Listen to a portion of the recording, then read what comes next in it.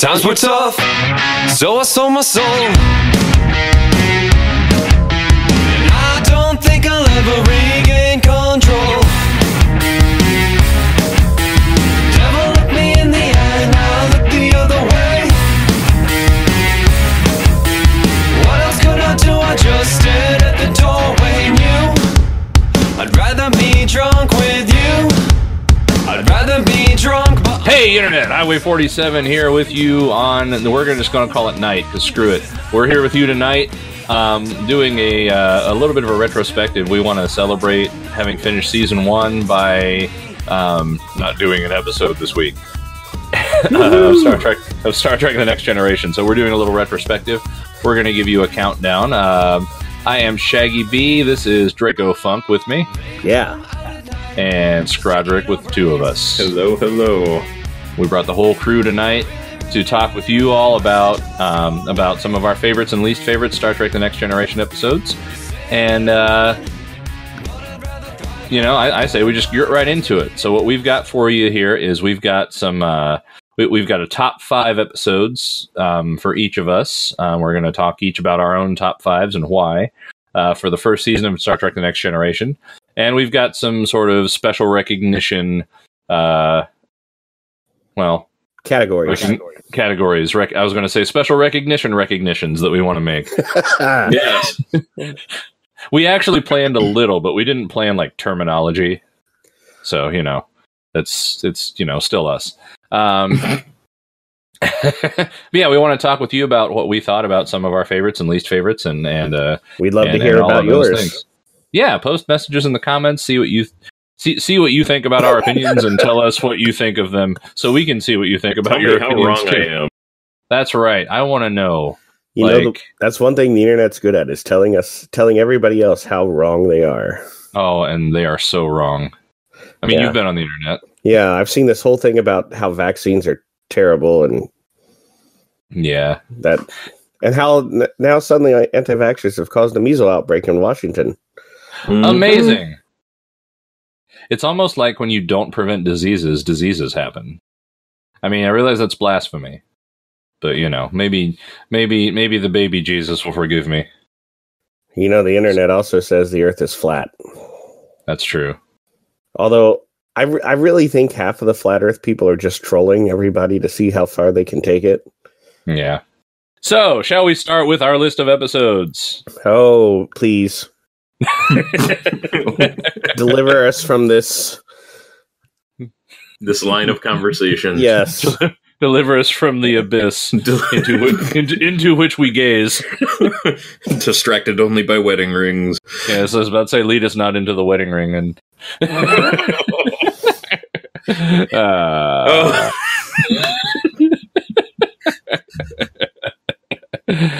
So, my choice for my number 5 favorite episode of the first season is The Battle, which is episode number 9, which I should have looked up what date we posted all of these. I will try to link them in the description, or you can just click on the channel, because, they're all right there. But my episode was The Battle, which, if those of you may not remember it, that's the one with the Stargazer, where the Ferengi come back with the mind control spheres, and they make Captain Picard go crazy and have him try to blow up his own ship as revenge for him having won a battle with the Ferengi earlier. I enjoy it on a lot of levels. As part of the Star Trek canon, I think it gives us a lot of things. It gives us a lot of, sort of backstory into the character of Captain Picard. I don't know that by this episode he's really settled into the character, that Patrick Stewart is really, acting like Captain Picard acts necessarily later. Excuse me. But it gives us good backstory, and there are some really good performances from Patrick Stewart in the episode. It's only episode 9, so you can't expect everything. Episode 8. Episode 8, right. I'm looking at the Wikipedia list. I know. Which lists... Right, it is. So, episode 8, by the way, we count episodes. The Ferengi are actually pretty decent villains in this episode, and I think this is a good... This gives them some legitimacy without taking them out away from, the sort of the character that Ferengis are. But it gives them some legitimacy as villains, which is good.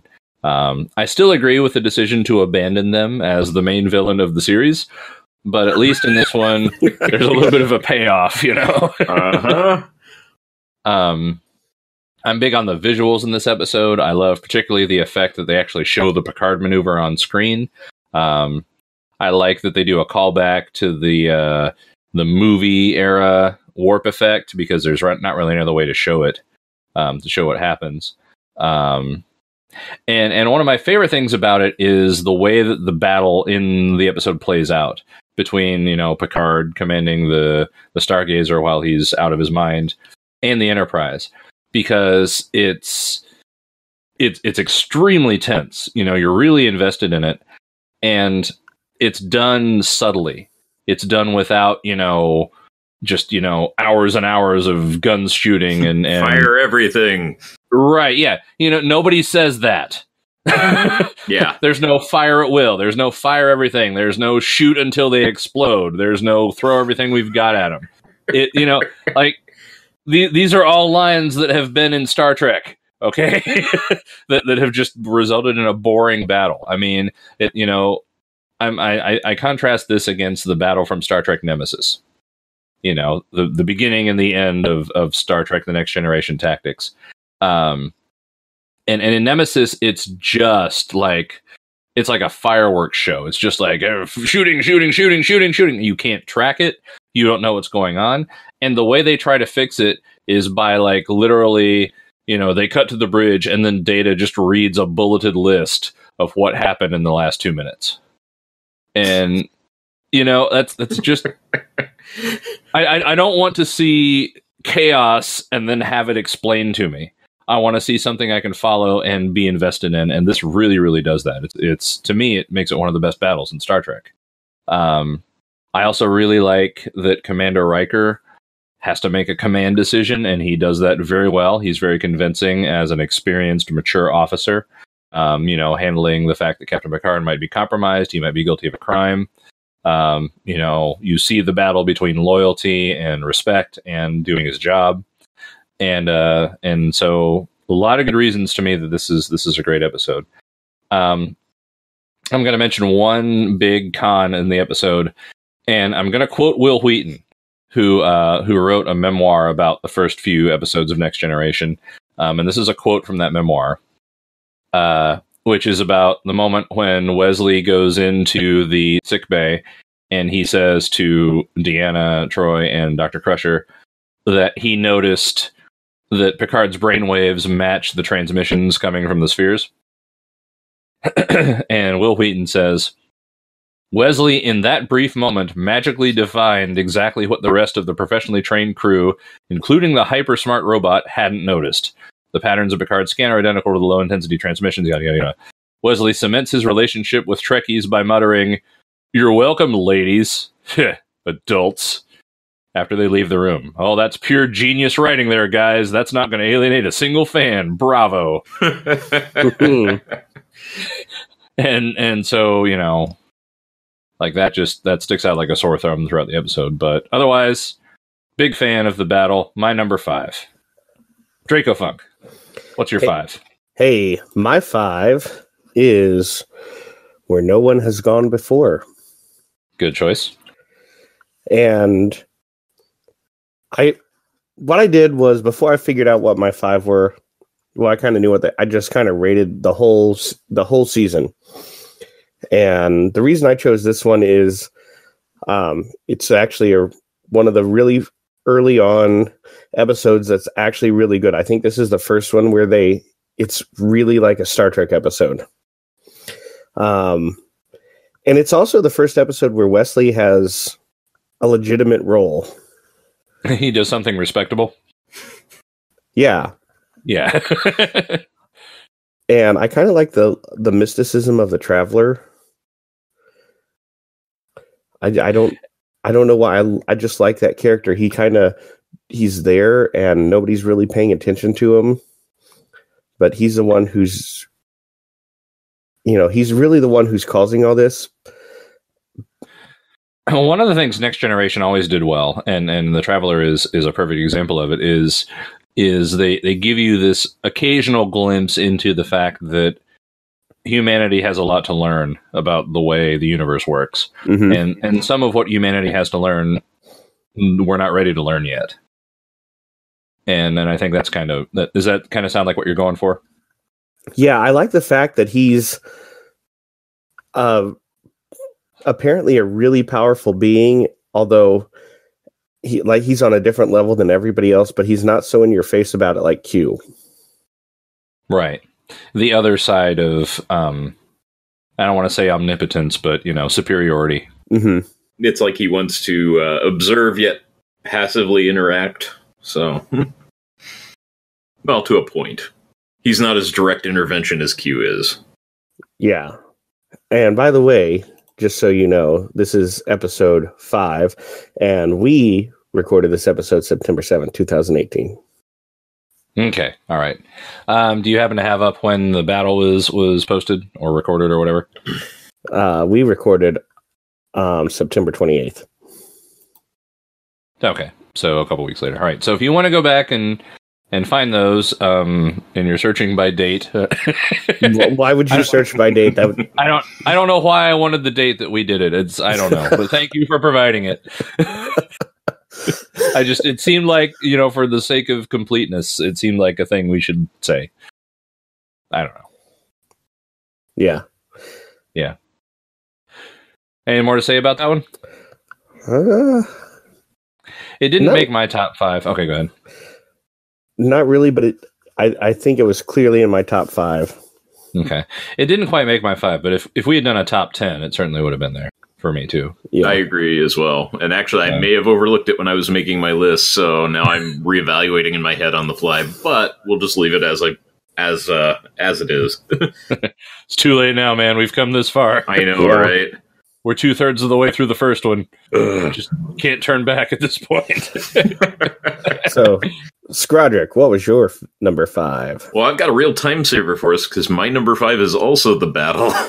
Oh, okay, cool. So, the only thing I want to add maybe is, since it is still fairly early in the series, it is kind of a nice look too, since the Stargazer is an original series era ship, or at least, slightly post, or at least the motion picture era. Right. That the Enterprise D is able to counter it. So it maybe shows a little bit of the power differential between a quote-unquote modern ship versus a motion picture era ship. Right.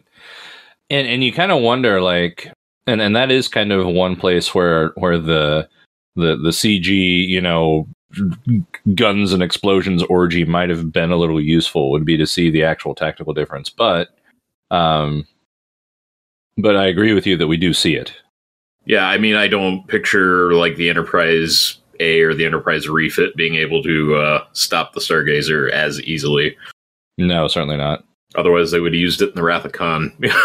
I mean, not exactly like that, but, Right. I'm like, oh, let's just block them in place with a tractor beam and shoot the hell out of them, Mm-hmm. Did they use tractor beams at all in the original series movies? I don't remember them ever using one. I mean, besides, like, mentioning it when docking a shuttle in Star Trek V.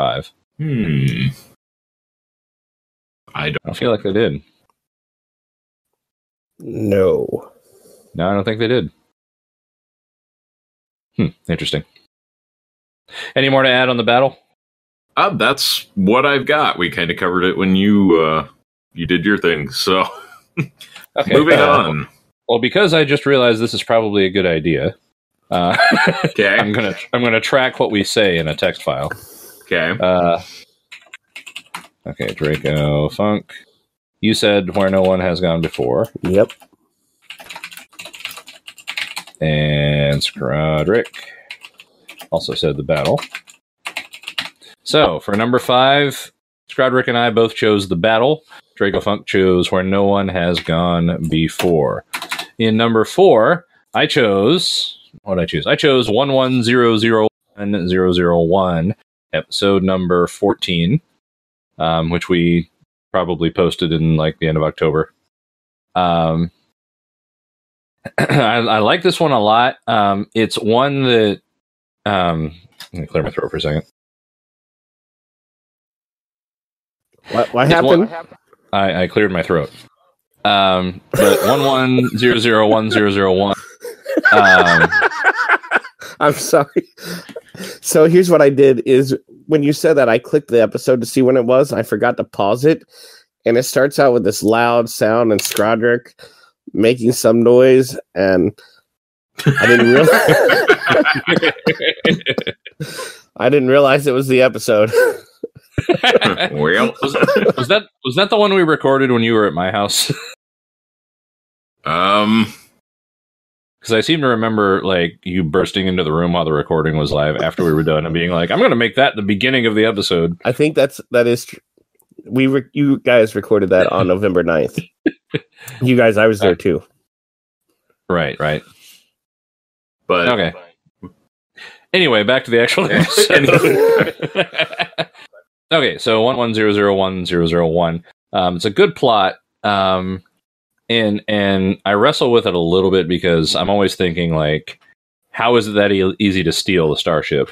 But you know, they do kind of they do make it seem reasonable that it would be that vulnerable in that situation. You know, they have these technicians who are specialized and they're, you know, weird aliens and stuff.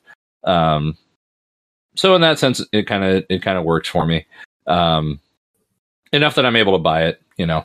I really like the Binars. I think they're some of the most interesting aliens that Star Trek has ever had. I think I really wish they had come back, you know, in later stuff. And there may have been a couple Binars in the background in the promenade on Deep Space Nine at some point. Wouldn't surprise me at all if there were, but I don't remember a time where they're ever really mentioned again as anything significant. And I think they missed out on that because they're a good alien. The visuals were nice, particularly Space Dock. Even though we riffed on it about its, you know, being differently sized for the different ship and all that, it still looks great. And the Enterprise going into and coming out of it and all that,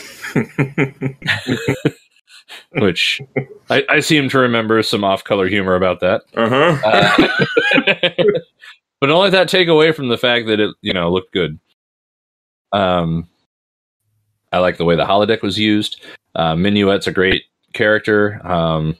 I still just love watching the laziest bass player ever in that jazz club. Like he just like, you know, he could have fallen asleep on that instrument and, you know, it wouldn't have changed anything. I like the interplay between Picard and Riker and Minuet. A big thing that I really liked in that episode was, to me, it's the first episode where everybody kind of seems like they've settled into their jobs. Like, you know, Data doesn't hesitate about being the second officer. Geordi doesn't hesitate to follow his orders under that capacity. You know, when they're scrambling to figure out what went wrong with the ship disappearing, everybody knew their jobs. Nobody was saying, well, you're in charge of this, so you should do this. Oh, yeah, I don't know. Whatever. Like they were in a lot of the earlier episodes. So it feels pretty good to me. My cons were Data seemed a little too emotional. He seemed to kind of panic. And he seemed to kind of regret making the choices he made, which, you know, again, Android shouldn't do that. I don't think it should be that easy to steal the ship, even though they explained it away. And I'm going to quote Dracofunk on my other con. Stop the auto-destruct? Stop the auto-destruct? So, you know, minor plot hole. But otherwise, solid episode. Really entertaining, fun to watch. Really enjoyed it. Dracofunk, your number 4. My number 4, again, I differ with you. I chose The Arsenal of Freedom. All right. It's my number 4 as well.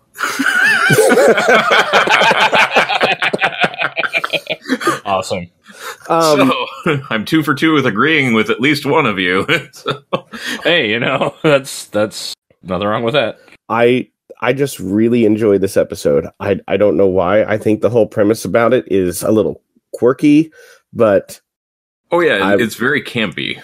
I don't care. The whole premise, there's a mystery and then they find it and it's this ridiculous plot followed by a ridiculous character. But there's nothing about it that doesn't make sense within Star Trek. I know. And you know what? This feels like this could have been a great original series episode also. Oh, absolutely. Like this, I feel like this would be just perfect for the original series, but it worked for the Next Generation. And I just really always enjoy this episode.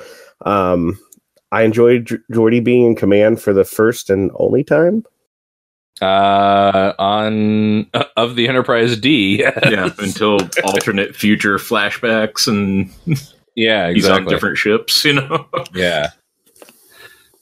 Yeah, I'm a big fan of this one too. And I think the I agree that it seems campy, but it's also it's campy that works. Like, it's, I mean, this is a weird phrase to use about it, but it kind of tickles that truth is stranger than fiction sort of part of my brain, where it's like, there's like, this is insane, but there's nothing about it that couldn't happen within this universe. Yeah. Oh yeah. We get budget John Lovitz, we get we get the mini War of the Worlds drones trying to kill everyone. It's great. And then we get the big one in space. We get, hilariously, awkwardly squandered sexual tension between the captain and Dr. Crusher. It's like, I mean, there's, that's almost like Rocky Horror level kind of like not quite sexual, what the hell's happening stupidity, And like, there's, it's a good ship. Yeah. Yeah. That's I was going to say that. That's my favorite line from it. Yes. The lollipop. It's a good ship. Yes. Yeah, I love that one. That is so good. And I mean, I always come away from that one just laughing and just so glad I watched it. It's always so much fun. Good choice. Yeah. Is there anything you want to add, Scrodrick? Because since you had the same one, we all kind of jumped in on that one, so that's cool. Also, we published that December 28th. It's episode 20. Okay. The Arsenal of Freedom. I'll add one more comment to it, actually. This is the first episode where Deanna Troi matters. After 20 episodes? 20 episodes, yeah. She actually helped Geordi be a better commander. She actually did something that helped the ship. Like, the rest of the time, I'm just a girl. And, nobody trusted her opinion. They didn't let her on the bridge during times when she'd be useful. She, they wrote her out of episodes like, oh, we dropped Counselor Troi off, and now we're going to go f*** off away from her and do anything else at all. She actually mattered for 5 minutes in that episode and influenced the outcome. Yeah. Yeah. So what's your number 3? My number 3 is... What's my number 3? My number 3 is Conspiracy. Episode 24. Which we just published, well, as of this recording, 5 days ago. Nope, 2 weeks. Yeah. Yeah, on January the 18th. Nope, 2 weeks ago. Really? Yeah. The neutral zone was 5 days ago. I don't think I've edited the neutral zone yet. The neutral zone comes out after this. After Conspiracy. Yes. This comes out after that. Yes. Right. Okay. I was thinking in terms of when it actually is, not when it will be when people hear this. You're not thinking fourth dimensionally. I'm not. I'm sorry. I would fail the Starfleet Academy entrance exam. Also, Back to the Future. Yes. What's that intermix ratio again? That would be 1-to-1. Oh, right. I always get that wrong. Unless you're restarting the engines, in which case it's not 1-to-1, apparently, according to that one guy. In that other episode that wasn't Conspiracy, which is the one we're talking about, Conspiracy. Conspiracy has this great story. It's very suspenseful. I enjoy the fact that it has a different tone than most other Star Trek, specifically because it's executed well. It's done well enough that it doesn't feel out of place, but it just feels like a Halloween special, but a really good one. Is what it feels like to me. And as you guys know, I'm much more a fan of episodic science fiction than I am of serial science fiction. I really prefer, being able to jump in on any episode and know what's going on and enjoy it and not have to be filled in on weeks worth of details. But this is the ending to a story arc, but that arc is only 2 episodes. Yep. So that's enough to me. That's enough to give me the familiarity. We see Quinn and Remick again. And, I enjoyed that because, oh, hey, familiar people. But if you just jumped in on this alone, it would still explain itself in the 1 episode. Exactly. And there's a line like, oh, it's a good thing to see Remick again. And there are enough Star Trek episodes where they say things like that for people that you've never seen before that you wouldn't think anything of it. Mm-hmm. The fight scene between Admiral Quinn and Riker is one of the funniest things ever filmed for TV. Particularly knowing that, like, Jonathan Frakes has, like, a chronic back injury. and that's why he sits weird and, like, is always leaning to the side and stuff. Like, there's just no way in hell he'd be actually doing those high kicks. Like knowing that is just like it's just spectacular. It's hilarious. Geordi literally getting thrown through a door is hilarious. Worf getting his ass handed to him is always funny. And then he's such a badass, though. How does it keep happening? Exactly. And of course, this late 80s, early 90s is like hilarious action movie catchphrases. And all that happened, and they cut to Dr. Quinn, and he says, "Vitamins, they do wonders for the body." Nice to meet you. Yeah, exactly. If I could see, I'd be seeing stars. That's another good line.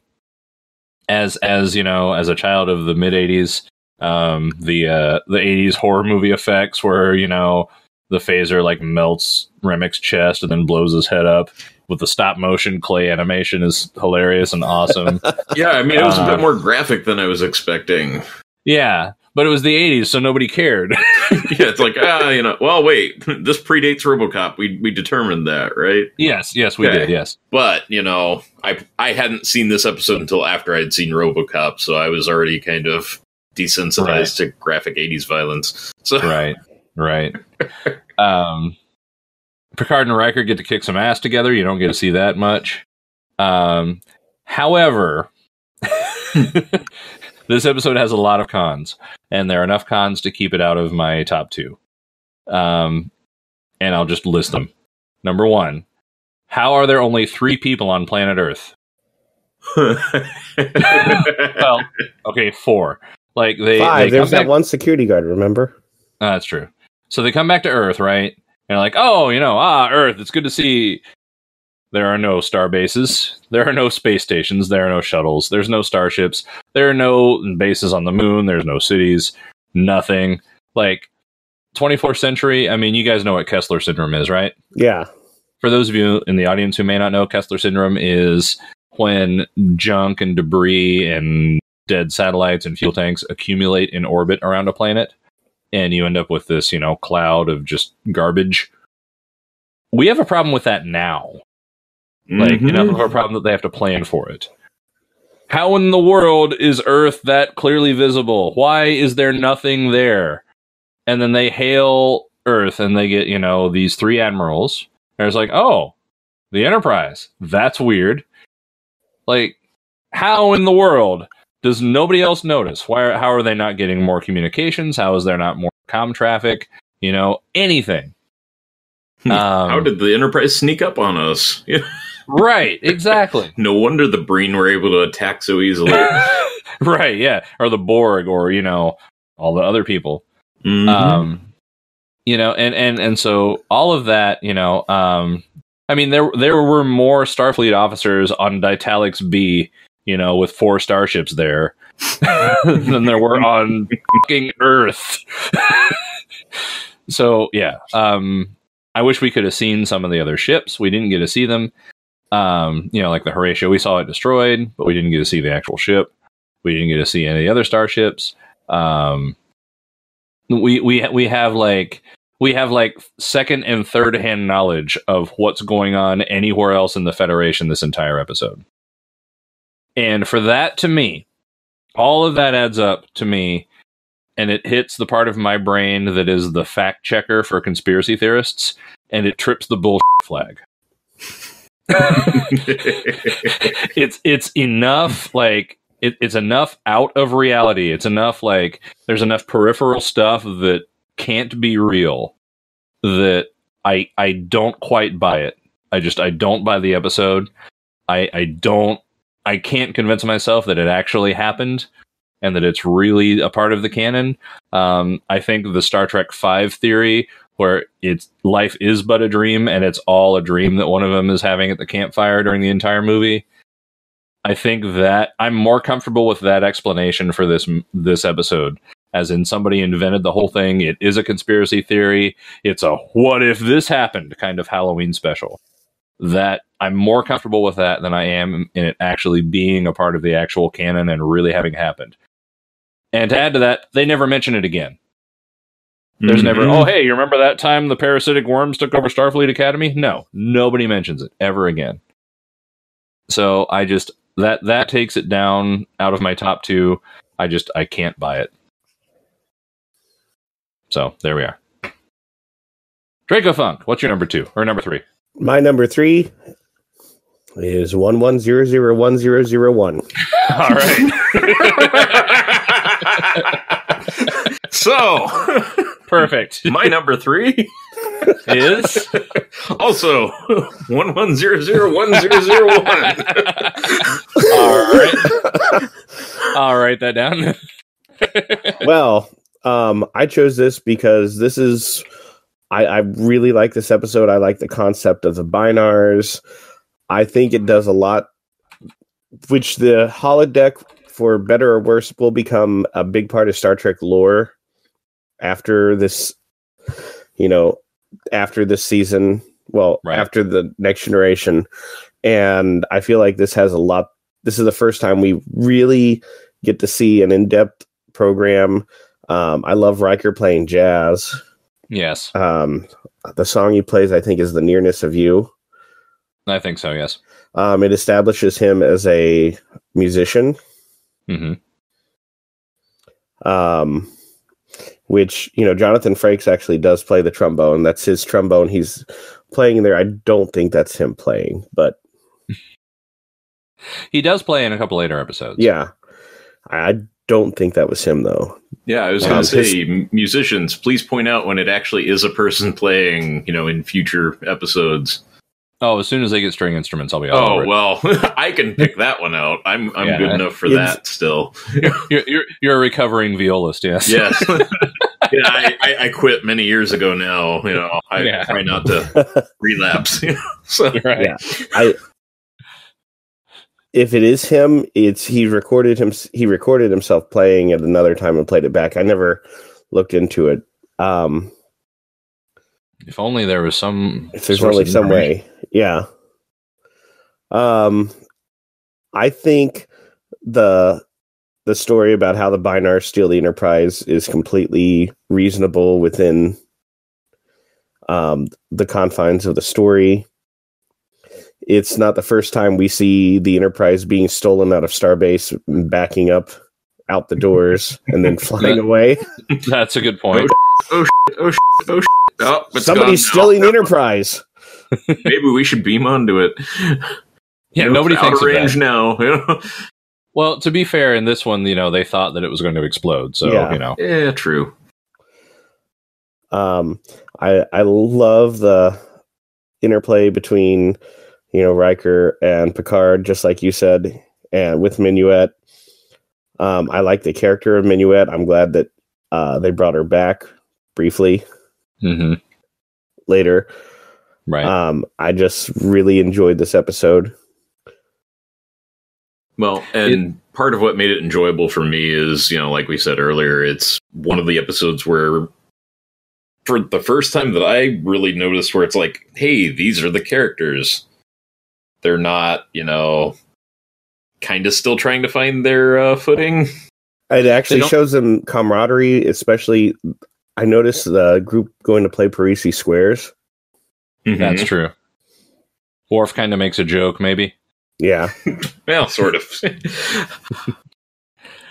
They don't all seem like children. Like they seem like adults who are doing adult things.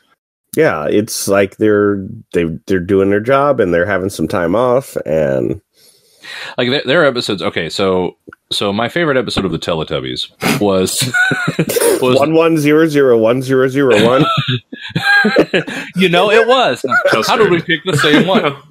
You know this story, yes. The Tubby Custard. They had this big, complicated machine that made custard pies, right? And like, in order to use this machine, you have to like execute this really short sequence of extremely simple actions correctly. It's like push the button, pull the lever, spin the knob, something like that. And there's like this 10-minute sequence of Tinky Winky getting that wrong. Just over and over, like he does the wrong thing, and then custard sprays everywhere, or right in the face, or on the ceiling. Not like, a euphemism. Right, exactly. But it's like, no, Tinky Winky, pull the Tubby Custard lever, then push the Tubby Custard button. Okay, and then he hits the button first, and it explodes or something. There are parts of the beginning of the first season of Next Generation that feel like that. Uh-huh. They're like, oh no, there's an enemy. What do we do? Well, I'm the security officer. Maybe I should raise the shields. Oh yeah, shields. That's a thing we have. Maybe we should do that. Captain, I think I can fly the ship. Good. Why don't you fly it? Like, and this episode doesn't feel like that. Mm-hmm. Like, it's one of the episodes that I forget is a season 1 episode if I catch it just at a random time. The one thing I have is turn off the auto destruct. Yeah. Stop the auto destruct. Yep. Which they do it. There's another episode later where they have to use the auto destruct again, and they play that a lot better the second time. I don't remember which episode it is, but I do have one more con to add about this episode. Actually, now that I'm thinking of it, which they couldn't have helped this, but this kind of actually plays into a later point. They vastly underestimated the advancements in computing. Well, from the 80s to, Well, they kind of had a habit of doing that, though. I mean, look at the movie like Short Circuit and what was it, Johnny True. 5? Mm-hmm. Like, if you look That's at his true. processing power, it's like woefully inadequate for an AI. Yeah. Well, I don't remember which episode it is that Data says his total storage capacity is 800 quadrillion bits. That's like, what?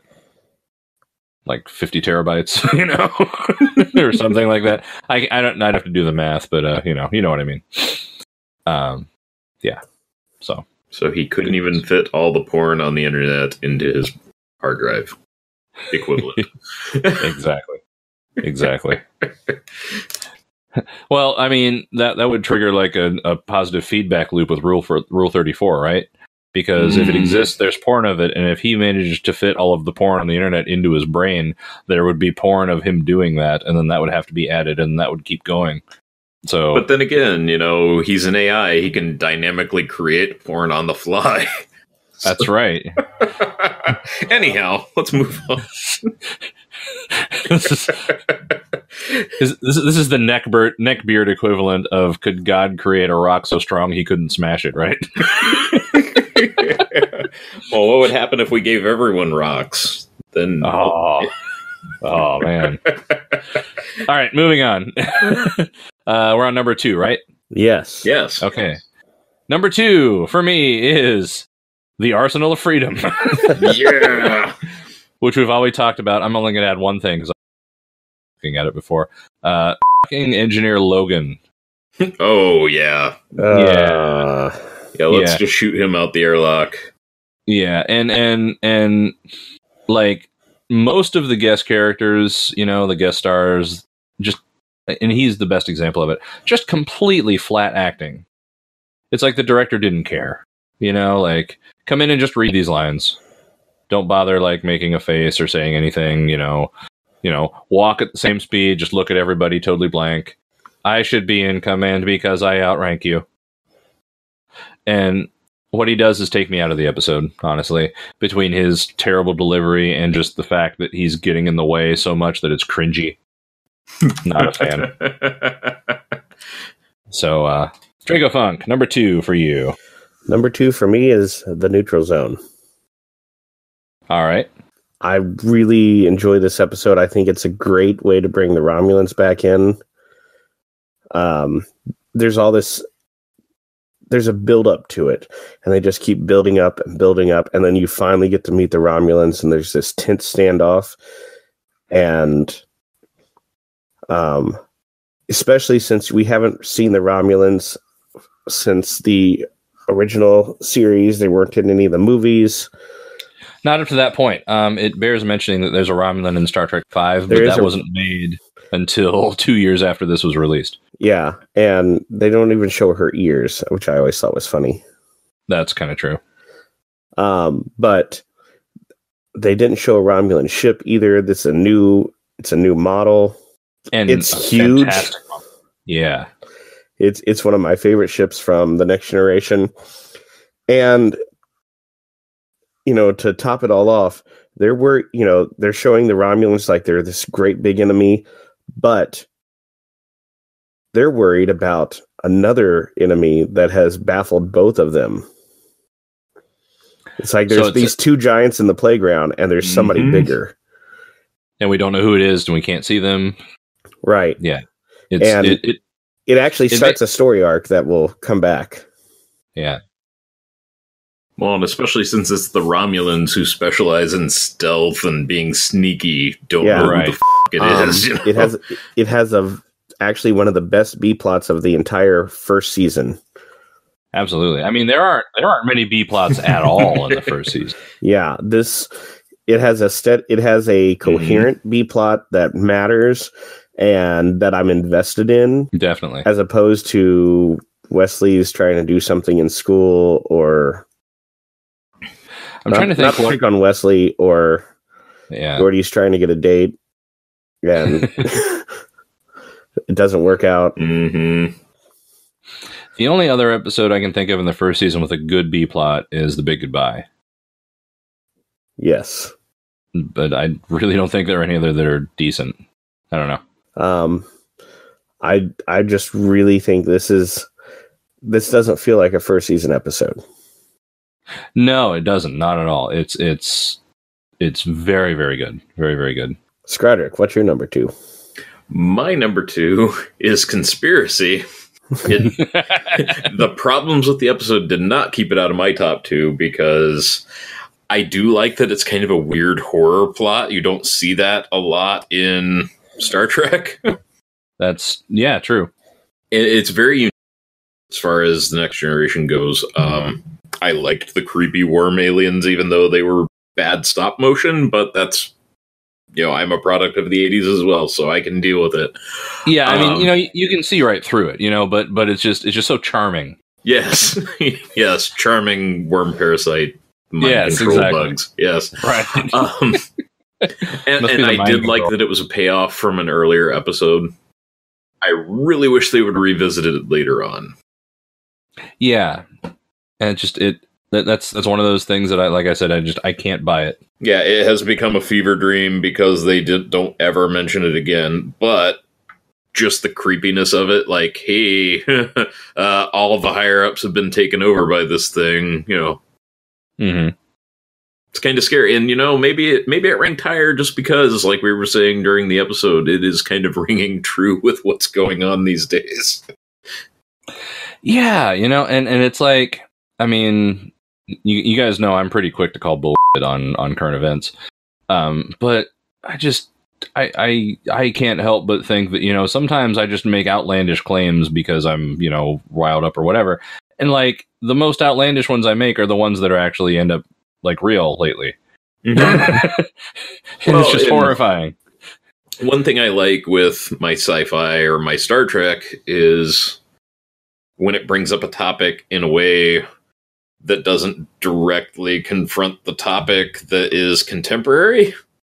Right. And gets you to think about it in another frame, and maybe you can use that to expose other people to it that might not be as open to it until they see this and then figure it out on their own and be like, oh yeah. Exactly. And that's, psychologically, that's a basic component to how we learn things is by association. Yeah, and now this episode is one we can use for that. Exactly. 100% agree with you. So that's why it probably made my top 2. Okay. So It's time, isn't it? It is time. We're down to number 1. I was just about to say, drum roll, please.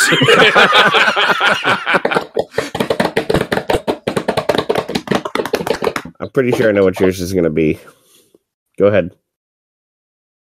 I almost want you to guess. But it is the Neutral Zone. That's exactly what I thought it was.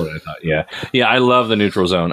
It's far and away my favorite of the first season. I think I said that like 15 times when we were recording it like last week. So, surprise. The writing, it's just the best written first season episode by miles. It's so much better written than any other first season episode. Every character makes sense. Every character is doing things throughout the whole episode that you would expect them to do. There's never a cringy moment. It's the only episode in the first season, and I kept track of this, mentally. Every single other episode, there was at least one moment where I had to facepalm and go, oh God, it's this scene where somebody does whatever. Not a single moment in the Neutral Zone. It's the only one where everything lines up for me. I love the way there is the A plot and the B plot, and not only are they A and B plots, but they interweave so well.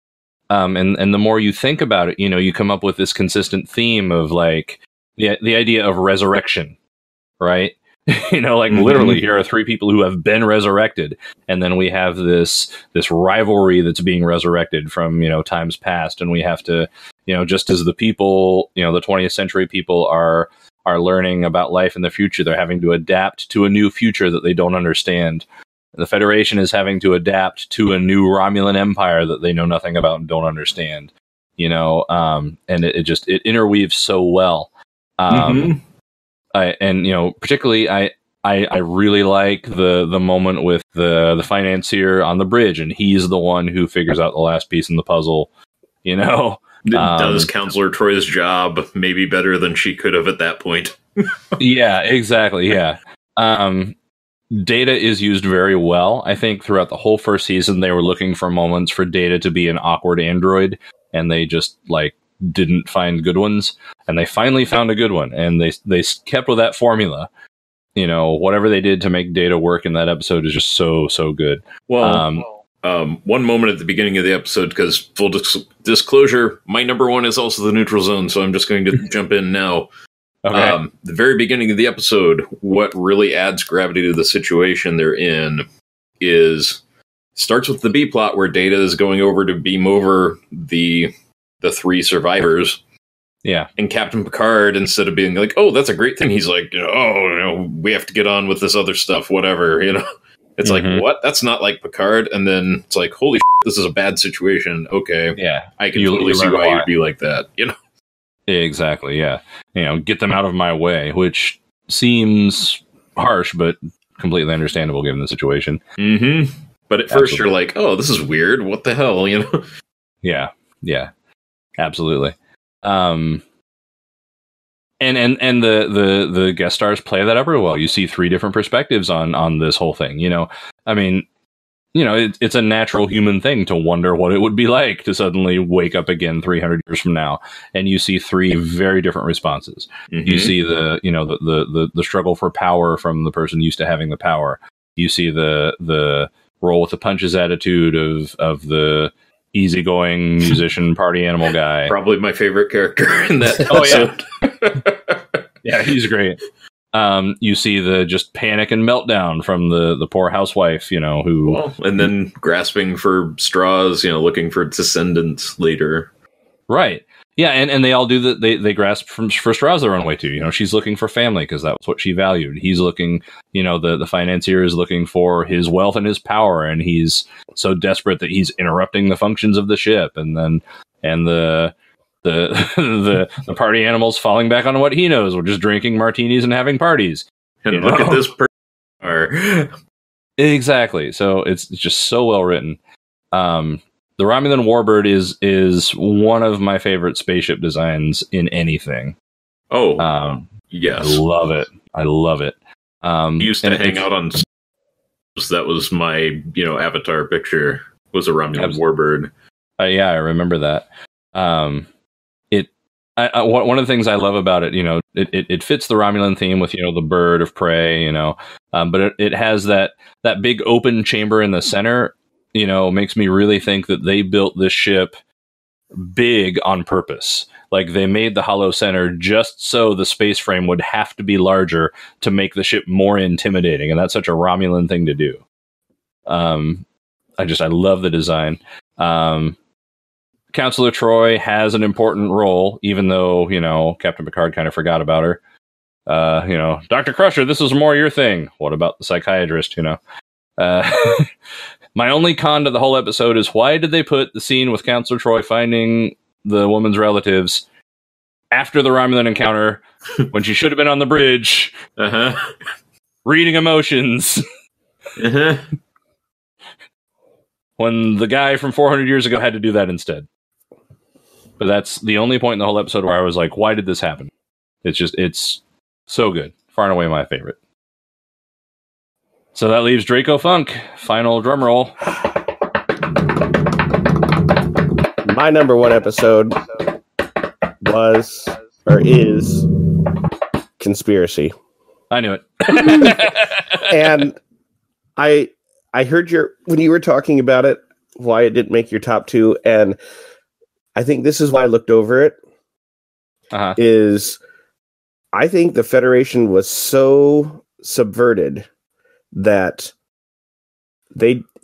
Earth was like that on purpose. And even Picard, was it Picard or Riker? I don't remember, mentioned that, Starfleet headquarters is abandoned. This is weird. Right. That's why it didn't bother me, is I think it was,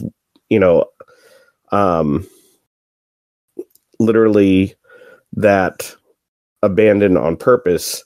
They weren't paying attention to, orbital traffic. They were making themselves easy targets on purpose. Yeah. And now that you say that, I'm thinking back about the parallels to current events, and it's as of our recording of this, it's January 23rd of 2019.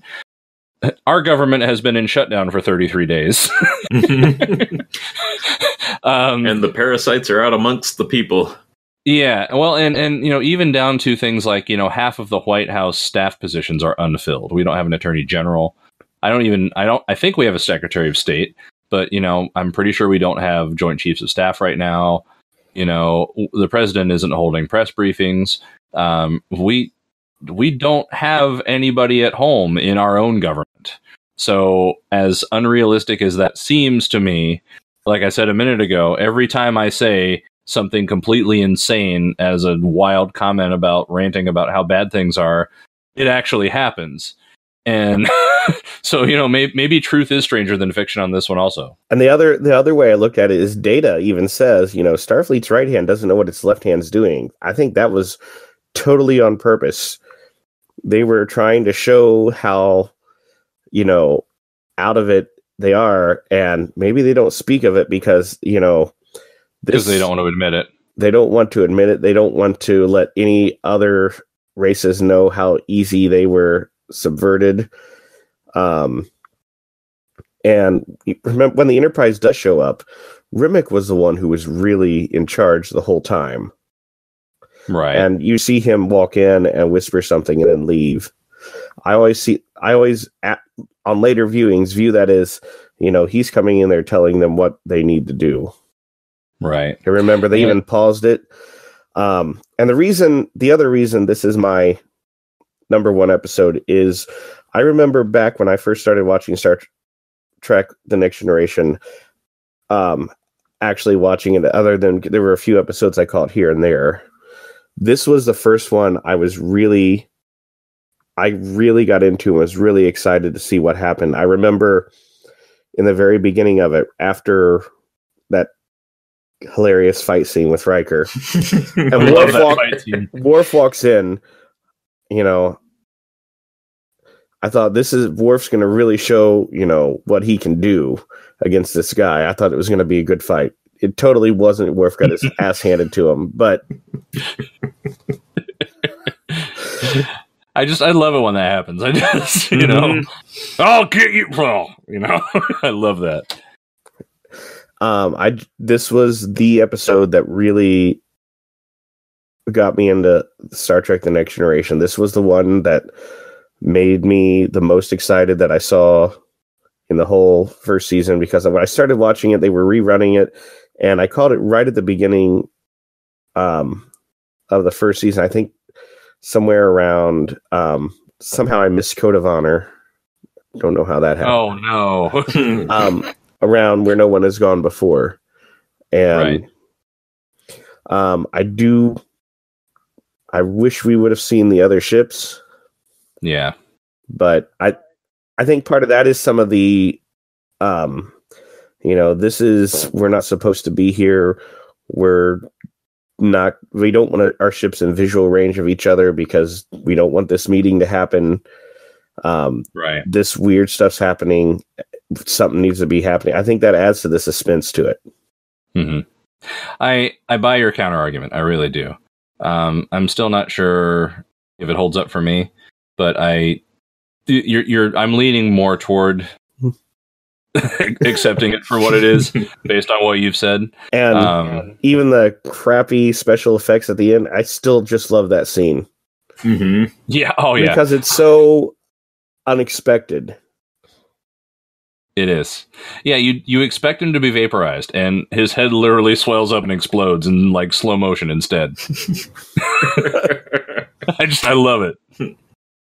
So I'm gonna throw this comment into the mix on this episode, which is that I think the best of science fiction, and kind of goes along with what Scrodrick said. The best of science fiction should make you question what you think, and should give room for debate. and give room for different interpretations, and should cause you to approach those with an open mind rather than choosing your tribe right away. So in that sense, we're thinking about this, and we're thinking about it heavily. So that's maybe I'll put this as number 1.5. No, it's number 2. We don't do half numbers. I want to point out that out of our top 5 between the 3 of us, we only have 6 episodes. and so let me ask you this: how long did it take you to make your choice of your top 5? Not very long. Okay, I kind of had a pretty good idea which one. Same here. Yeah, Scrodrick, you and I were texting earlier, and I think when you started texting me, I had just picked number 5. Ah, okay. And then I think halfway through that conversation, I had finished my whole list. Okay. So what was that, 25 minutes? Something like that? Yeah, that's about how long it took me to take a dump. Yeah. Yeah. Yeah, okay. So no those are our top tonight. Right. Because this is a podcast, and we can take breaks if we need to. Yeah. Which we'll probably do in just a second, so I kind of... But anyway, so to sum up before we go on to our special recognitions, our number 5 episodes were, for me, The Battle, for Dracofunk, Where No One Has Gone Before, for Scrodrick, also The Battle. For number 4, for me, was 1100101, for Dracofunk and Scrodrick, The Arsenal of Freedom. For number 3, for me, was Conspiracy, for Dracofunk and Scrodrick, 1100101. Number 2, for me, The Arsenal of Freedom, which was your number 4. Draco, The Neutral Zone, and Scrodrick, Conspiracy. And number 1, for me and for Scrodrick, The Neutral Zone, and for Dracofunk, Conspiracy. So I'm glad we did this method rather than my original method. To just give you the list of all of them on a 1 to 10 scale on a Google form, and then just average out the numbers, because this would have been a cluster. Trying to like figure out where, like, oh god, they're all number 1, they're tied for, oh god. So yeah, this worked a lot better. All right.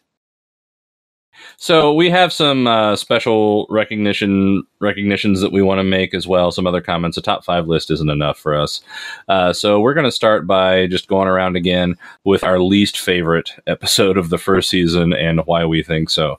And I'm going to go with a weird choice. This episode is just, something was just off about it to me. The music was kind of weird throughout it. I didn't really appeal to me.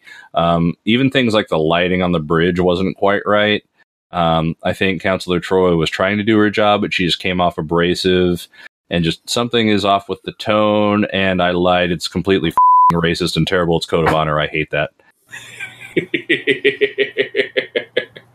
I assume yours is Code of Honor, Draco. Here's what I did. Okay. We had some other categories, and Code of Honor I feel like is below being my least favorite because I don't even want to acknowledge it. Mm-hmm. Okay, that's fair. That's kind of the way I treated it as well. So, if I had to choose, and I was really stuck, so I have like 2 episodes in this, and that might be cheating. Okay, that's fine. I have 2 episodes I really dislike, and that is Haven, because I think the episode's just really, really annoying. It has a good thing. The only good thing is the dinner scene, and it establishes a little bit about the Beta Z lore. I think if I'm honest, I find Haven harder to watch than Code of Honor. If I'm really honest with myself. So yeah, I can see that. I love the dinner scene, but every other single part of that episode I could do without. Yeah. And the other episode, because I just don't really like the episode, is when the bow breaks. I have to remember what that one is. It's they steal the kids.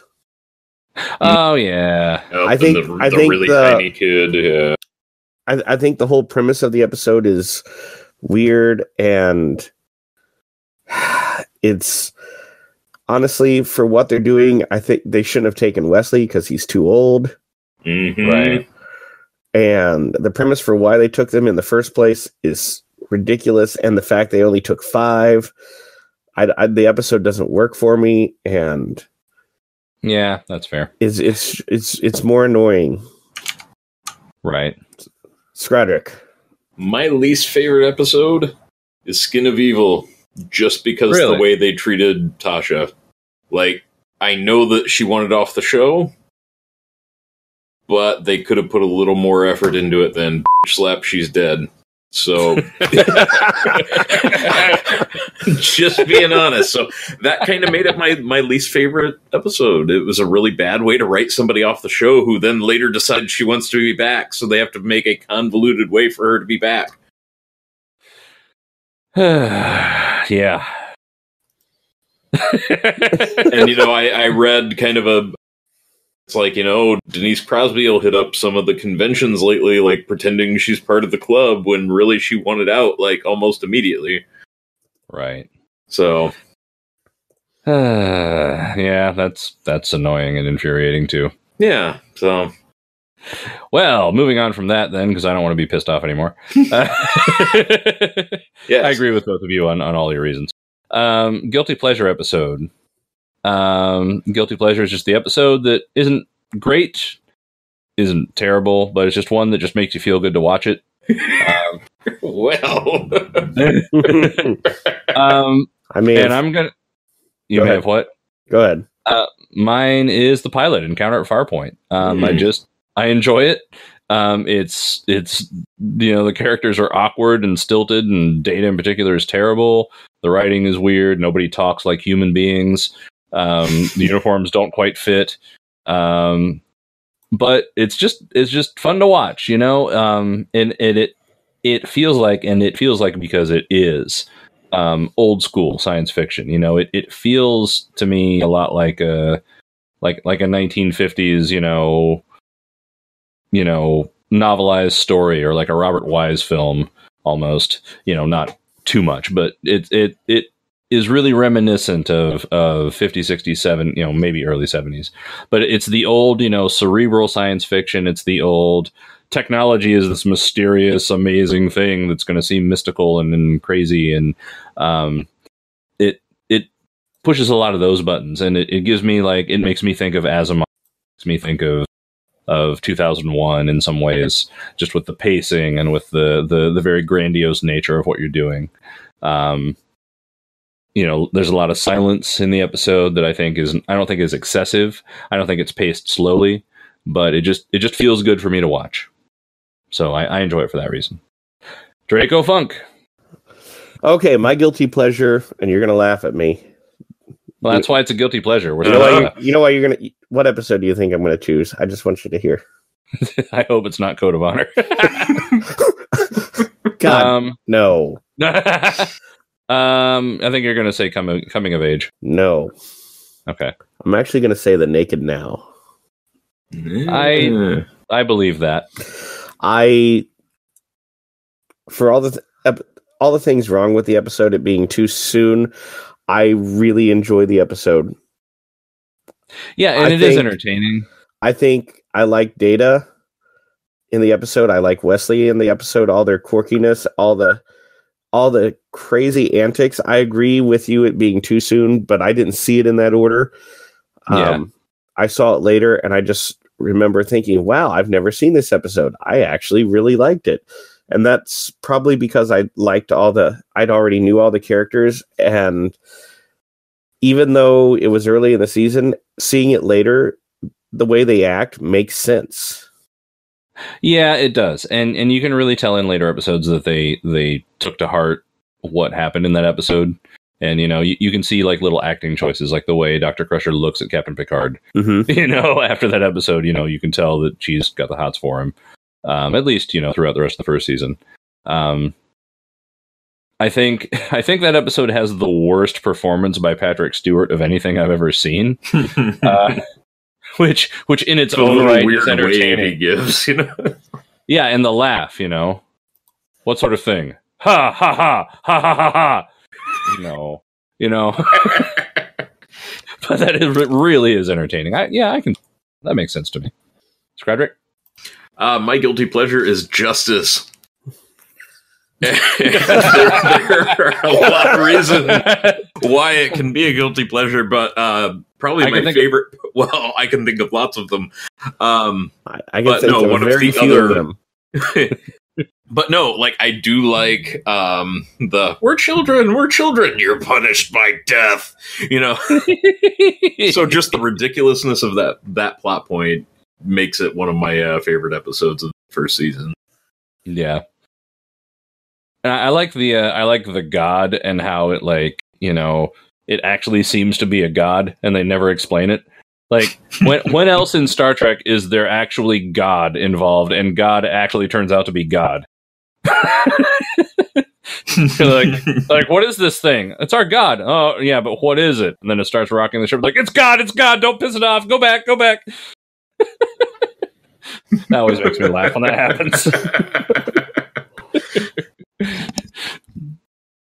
Yeah. So yeah, beyond that, it was a lot of skin for them to show on TV in the 80s. I don't know. I always find myself wondering if they would allow that on TV. I don't know that they would, particularly since everybody has high-def TVs. It's on a computer monitor from a foot away. I think I saw more than they wanted me to see, I'm not complaining necessarily, but yeah. Yeah. So yeah. Okay. So our guilty pleasures for me are Encounter at Farpoint. For Dracofunk was Haven? No, not Haven. The other one that you said. The Naked Time. Or The Naked Now. Naked Now. Scrodrick is The Naked Time. I mean, Justice. Yes. Also known as Justice. Okay, and I forgot to write down the other ones, but we're on a schedule here, so moving on. Next category was most surprising episode. For me, I put down Heart of Glory, episode number 19, which is the one with the Klingons, I hope, or else I got it wrong. But that's the one I meant. That is the one with the Klingons, right? Let me just check. Yes, it is. Okay. Okay, good. And what surprised me about it was how I really enjoyed the way that the Klingons were written and played. The two rogue Klingons, they were very theatrical, and it was like high theater. They talked a lot about what it means to have the soul of a Klingon. And that seemed very poetic and very theatrical and very it just seemed like high literature. And so often Klingons are you kind of get this at least surface impression of Klingons as these just sort of beastly animals, but they were not. And they had a real gravitas to them and, real presence. The cinematography, when it was just the Klingons around, they had the cameras in a different angle. They had the lighting different.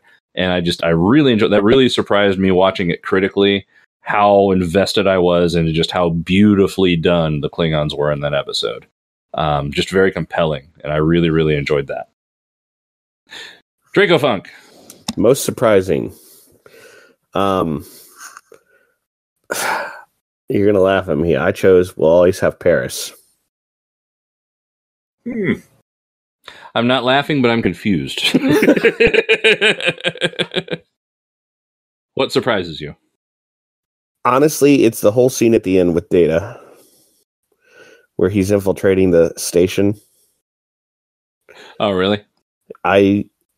Because he shows up and he's just like, he forgot to mention some security measures, and he just deals with them. Yeah. And then at the end, when there's 3 of him. Yeah. Which one? Me. It's me. Attraction. But yeah. Yeah. I just love the ending. I don't like the whole episode itself that much, but it kind of planted a seed, though. Yeah. Of 7 of 9, or the doctor can fix every problem. And just send the android, he can fix it. Mm-hmm. Although it is very useful that, he doesn't perceive time the way the rest of us do. That is true. That's a callback to the Orville season finale, episode 12, that will come out, or has come out, or something. Yes. But yeah, go watch that too. All right. I like the ending of the episode. Too. I always forget about the episode except for the ending. Mm-hmm. Like, I don't remember anything else about the episode, just that whole ending sequence. I always remember the scene in the cafe, or the 2 scenes in the cafe. And particularly the I guess it's a matte painting of future Paris with the tube running under the Eiffel Tower and all that stuff. Mm-hmm. I always remember that. That's a very striking visual to me. Okay, Scrodrick, what's your most surprising episode of the first season? Well, we'll brief on this one because it was 110. 11001001. Yes. Just for the fact it didn't feel like a season 1 episode, because I saw a lot of my Next Generation out of order to begin with. So right. When we went through these, I was like, oh, yeah, that is season 1. Because I've done a rewatch. I do rewatches on various series, every few years. Next Generation is probably about every 4 or 5 years I will rewatch it. And it had been a while since we've started them, so I'm just holding off until we watch them. Yeah, might as well. Yeah, it was one that I managed not to get around to seeing for way longer than, than I would expect to. I think when I got to watching Next Generation, because there was, the one channel that didn't air them in order, but they just rarely aired first season episodes in general. Like, they would air The Naked Now a lot, and they would air, 1 or 2 others. I think they would air Conspiracy fairly often, but I just didn't see a lot of first season episodes until far later than I would have expected to. Mm-hmm. So yeah, I kind of agree. Like, it doesn't really fit in the first season. Mm-hmm. In a good way. All right, our next category. We had a lot sort of ideas around this one. The phrase that prompted this was, it didn't age well. And then we kind of interpreted that to mean sort of sort of socially inappropriate in the modern day, sort of as they would call it on Twitter, problematic. #MeToo. So, you know, when you're looking at something from 30 years ago, right, there's going to be that stick out like a sore thumb. For example, Code of Honor. Awful. So bad. Did anybody not pick Code of Honor? That'd be a no. So, racism in space! But just, you know, I mean, how... Just wear a sign that says black people are inferior. They're all tribal primitives. And yeah, and you could have saved all the time writing the episode. I mean, and I will say to their credit, like the whole, even like the cast and the crew like revolted as they were filming this, and to the point that Paramount fired the director mid-episode. So as you're watching that one, and I think I remember commenting on it when we were doing the recording, that, you know, there is a point where the tone kind of shifts in the episode and suddenly it's a little better. And that's what happened, is they got a new director halfway through. They did the best with what they had, but it was painful to go through. Yeah. All right, and so our final special recognition category for the evening for season 1 of Star Trek: The Next Generation is the least memorable episode. And I did this pretty simply. I looked at the list of episodes and I picked the one that I couldn't remember anything about at all without clicking the link to see what it was.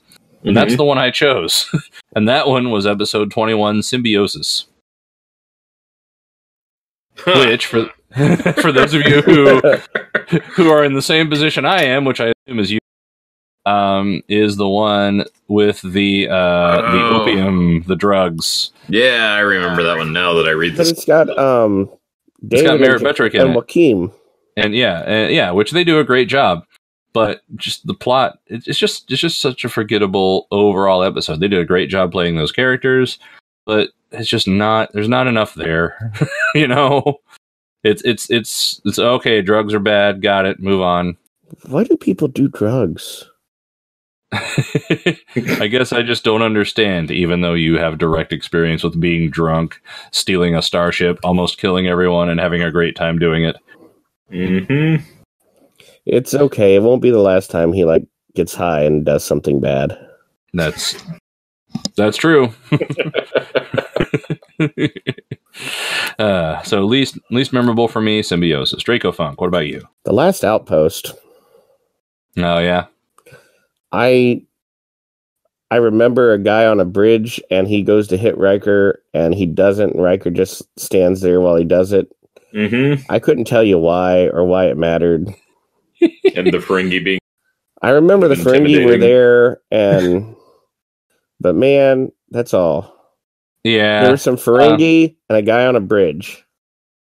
I think at some point in my past, I watched that episode and thought, okay, I need to commit to memory what's going on here because I can never remember this episode. So I remember doing that, and then I remember more of the episode after I did that. So yeah, I can totally see why. I have no. I know we watched the episode and we commented on it. I still don't know why that guy was on the bridge. And by the bridge, I mean like an actual bridge. He was Chochim. He was the Elder of Mars. Remember? No.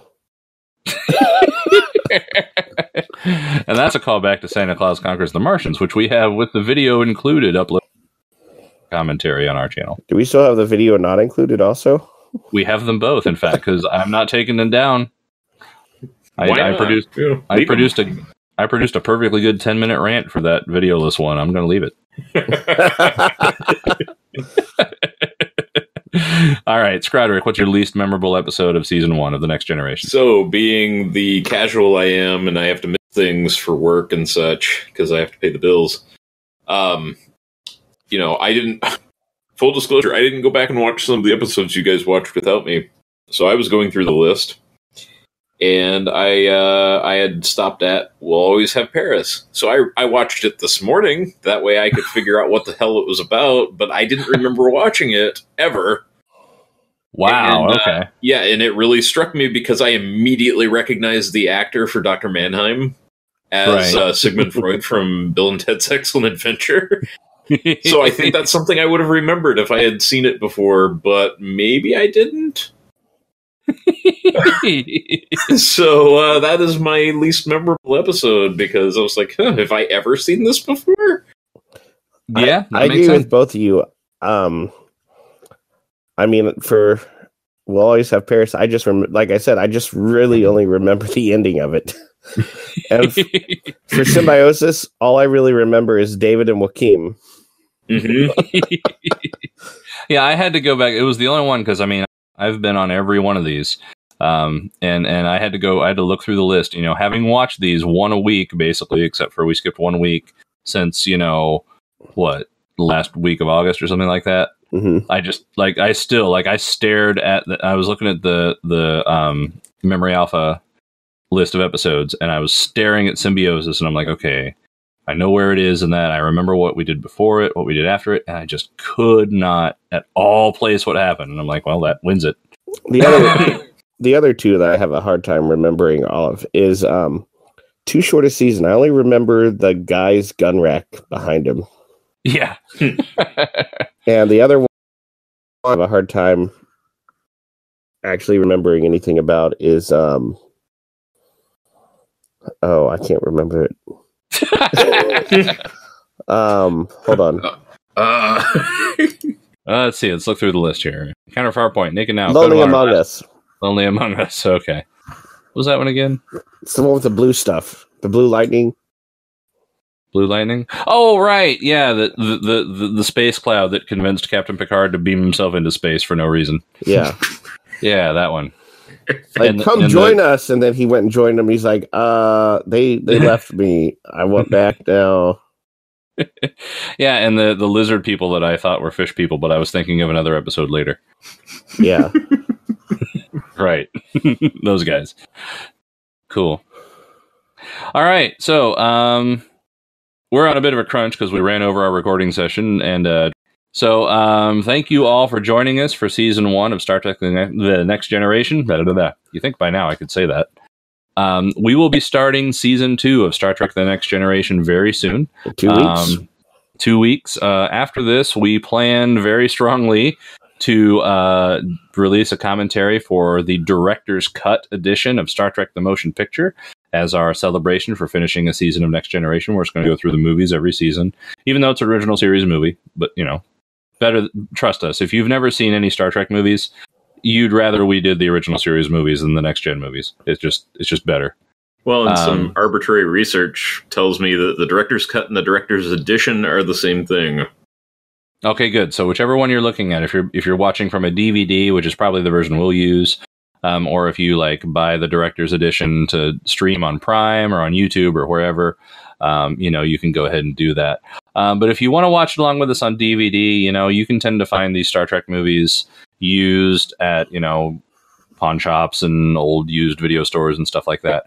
I actually found an FYE store open at a mall somewhere a few weeks ago, probably a month ago. And they had collections of all of the original series movies. So this stuff is still on sale. I'm a big fan of this movie. I'm a big fan of its editions, which is something we're going to talk about in the commentary. So if you don't own it, it's a good one to have in your collection. It does take a while to get through, so, be prepared for that. But, come back next week and enjoy that with us. Anything else to add, guys? Have a good night. Thanks for watching. Like and subscribe. Yeah, pound that like button like it's a steak that is too tough. And you're a sledgehammer. Man, you don't pound steak. I mean, if it's that tough. It's bad steak. Yeah. There's no such thing. Take it back. It's not really steak, right? Or beat the I don't know. Beat the shit out of that like button, everybody. Beat it like your meat. We'll see you down the road, everyone. I was trying to avoid a horrible thing. I always go there. You know that. I know. That's why we're friends. That and all the other reasons.